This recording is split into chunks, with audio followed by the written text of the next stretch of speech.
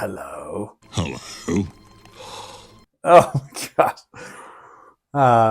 Hi. Welcome to Metal Sharpens Metal. My name is Daniel.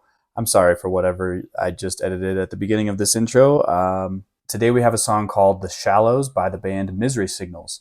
They are a progressive, hardcore, metalcore, hard to place them in a box type band from Canada, and they are sweet. And yeah, this is one of my favorites from their album that came out in 2013 called Absent Light.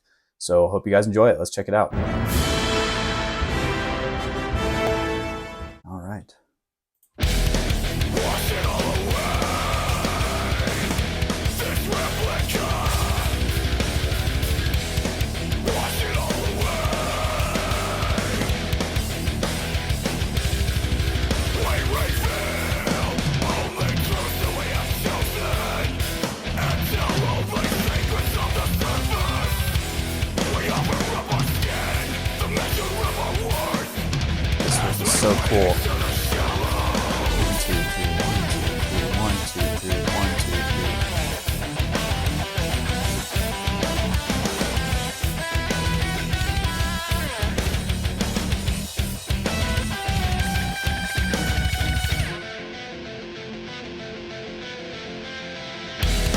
Wash it all away. This replica.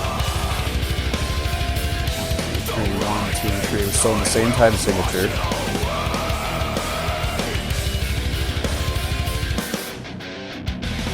Break the borders and the boundaries. We separate, lacerate walls.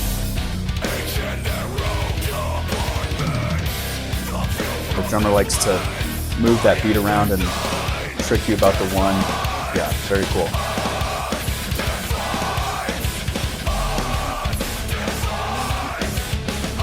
One of the truth.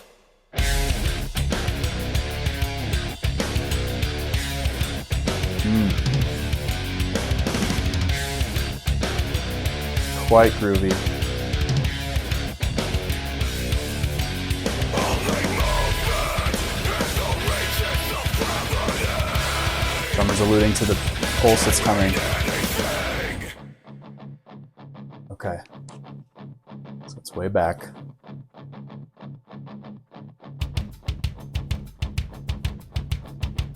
Got a little polyrhythm going.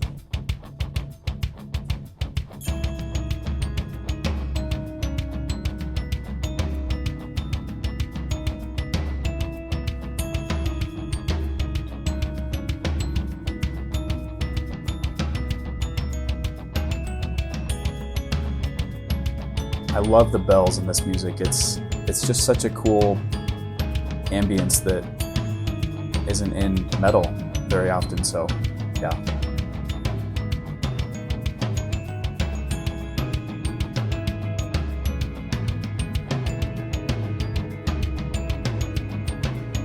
This drummer has 8 brains or something. There's so much going on right now. That sounds so effortless.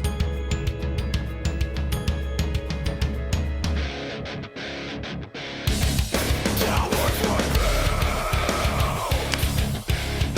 like castles from the sand. Like statues of tyrants. The giants come again.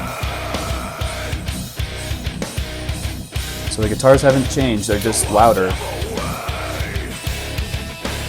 The kick drum's following the pattern. Like castles from the sand. But then The rising sun he put a 4/4 beat over the top of it. washed them away.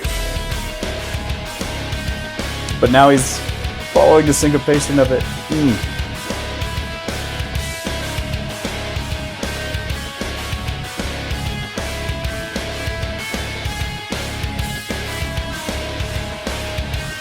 Love that lead line.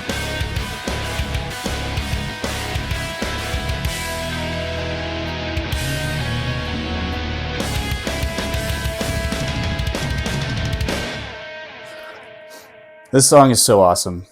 So sorry about nerding out a little bit there in the middle of the song. I love how this drummer thinks. It's very mathematical. but he sticks with it and it makes sense. He makes it sound effortless. A lot of what he writes is kind of like that, where there's a 3/4 guitar riff and he's playing 4/4 over the top. So, the 3 and the 4 don't meet up until 12. And it's just a really cool effect. I feel like he was one of the big drummers to do this back in the day. I can't be sure about that, but it seems like he utilized that a lot. And it makes a very simple guitar riff sound very complex because it takes so long to repeat. The drummer's name is Brandon Morgan. He is a beast. I've seen him teach some lessons online. He's explained how to play things in like 9 and 11 and just numbers that people do not normally try to drum to. So yeah, he is a monster. He deserves a little shout out there. But yeah, when I first heard the outro of that song, I think I had just parked my car wherever I was going and I just sat there. My heart nearly leapt out of my chest. I tried to tap along to the song to see if I understand it. Couldn't quite understand it. Took me a while. I finally figured out how to get the feel of that playing with the kind of 4/5 feel at the end with his right hand and his left hand on the snare.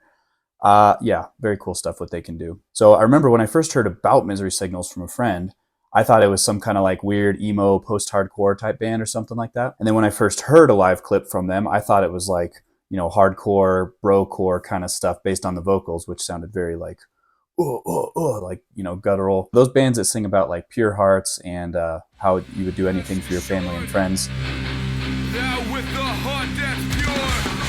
No shade to Stick to Your Guns, by the way. I always thought that song was super cool and inspirational. But then when I finally listened to Misery Signals, I was blown away. The writing was just so advanced compared to all the other metalcore at the time. Like, I knew a lot of what the drummer was doing was going over my head, but I knew there was a lot there to be discovered and to learn. So I liked that it made me listen to the tracks multiple times to understand what he was doing. And many people I knew, many young drummers in small bands back then were trying to emulate what he was doing on drums, what Misery Signals, guitars, the writing, like people wanted to be Misery Signals. And the song as a whole is just such a journey. It starts off with that quick kind of 2-step type feel, and then obviously turns into that quiet part in the middle where they do that really long build with the bells, the ambience, the guitars getting a little louder. You're adding in instruments one at a time. Starts with the guitar. That doesn't even sound half good. And then you've got the kick building in, and then he starts doing stuff on the toms that's counter playing what's on the kick and not fitting. So how does he keep track of that? Nobody knows, but he does it. And so like if you were to skip to the end of the song, it would sound totally different from the intro, but it makes total sense how they got there when you listen to that build into it. Like I believe the guitars were in 3/4 in both of those sections, but the drums made the second section feel totally different.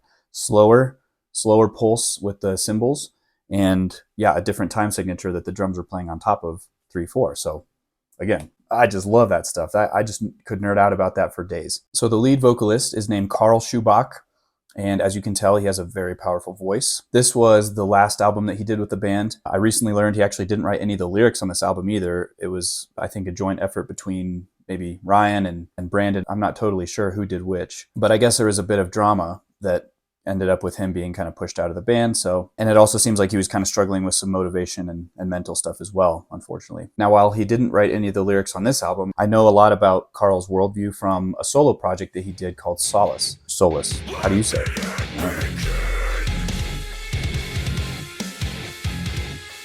That one, he wrote all the guitars, he programmed the drums, wrote the lyrics, everything like that. From that project, it is very clear that he is a tried and true atheist, TM. Did you just trademark that? What? So we've got that as his worldview, and since he was performing these Misery Signal songs live and on stage and he recorded them, I'm going to basically be addressing this as if he wrote them. So you might have noticed in the lyrics that short quote at the top, and it wasn't actually sung or spoken or anything, but it was a quote from Leo Tolstoy. It says, "Truth, like gold, is to be obtained not by its growth, but by washing away from it all that is not gold." Really cool quote. And I don't know at what point in Tolstoy's journey that was, because there was a time when Tolstoy was a nihilist atheist, and then later on he became a Christian anarchist. And when we think about the analogy from a Christian perspective, it just works perfectly.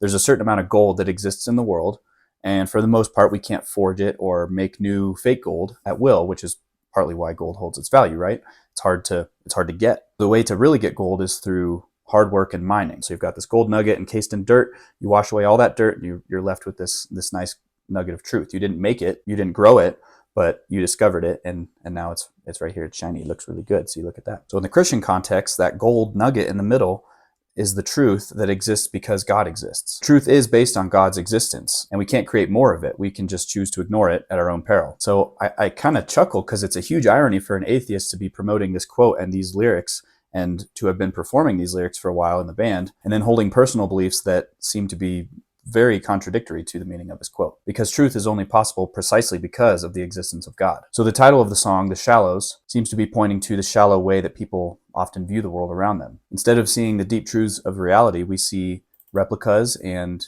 skin that is the measure of our worth. In the renowned work of genius that came out many years ago called Shallow Hal, there was a main character, Jack Black, who would only have eyes for the hottest women around him. He didn't care about anything else. Then there was like a magic scene in the movie where he was changed. And then all of a sudden he started seeing women physically as they were internally. So women who were, ugly but had like a heart of gold, all of a sudden looked like supermodels to him. And he was amazed that they were just always right in front of his eyes. And this song seems to be pointing out similar concepts. Don't get hung up on the shallow waters, but instead wade out and try to seek those deeper truths. So in the metaphor here, we also see that the writer is desiring for water to wash away lies and expose the real truth. The water will wash away towers and these statues of tyrants. And it's said that the towers and tyrants are like sand, so they will do as well as sand does against a big wave coming in. It's just going to get swept away and pulled back into the ocean. Going back to the parallels with Christianity, there is a quote that came to mind that has been attributed to, I think, several people. But it basically says that the scriptures are shallow enough for a child to wade through, but deep enough for a theologian to swim in. Even just like the ocean on Earth here,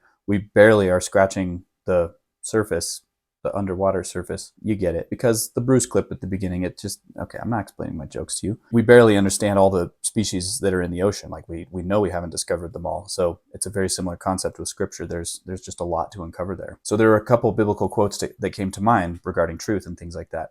And one of them is when Jesus was praying to the Father in John 17, he says, "Sanctify them in the truth. Your word is truth." He's talking about his disciples. Jesus also reiterates this when he says that he is the way, the truth, and the life, and that no one gets to the Father except through him. He also said in John 8:31 through 34, so Jesus was speaking to Jews who were very confused by his teachings based on some assumptions that they had had ever since they were born. So Jesus said to the Jews who had believed him, "If you abide in my word, you are truly my disciples, and you will know the truth, and the truth will set you free." They answered him, "We are offspring of Abraham and have never been enslaved to anyone.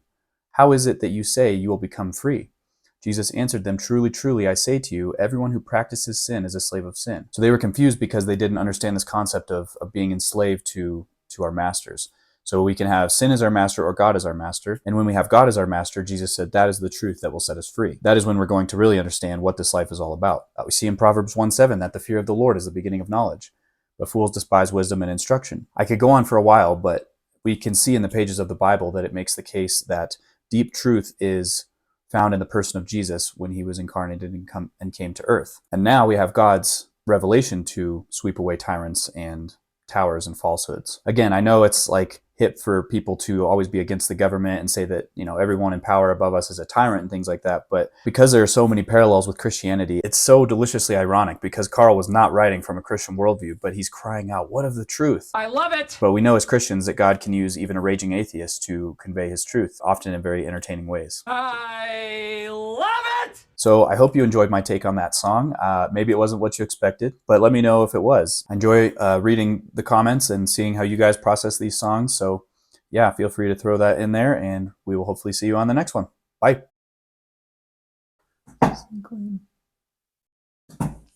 Oh, wow, that made a huge difference. Jeez. Hello, hello. Hello, hello, hello, hello, hello. Wow. But it's a quote from Leo Tolstoy.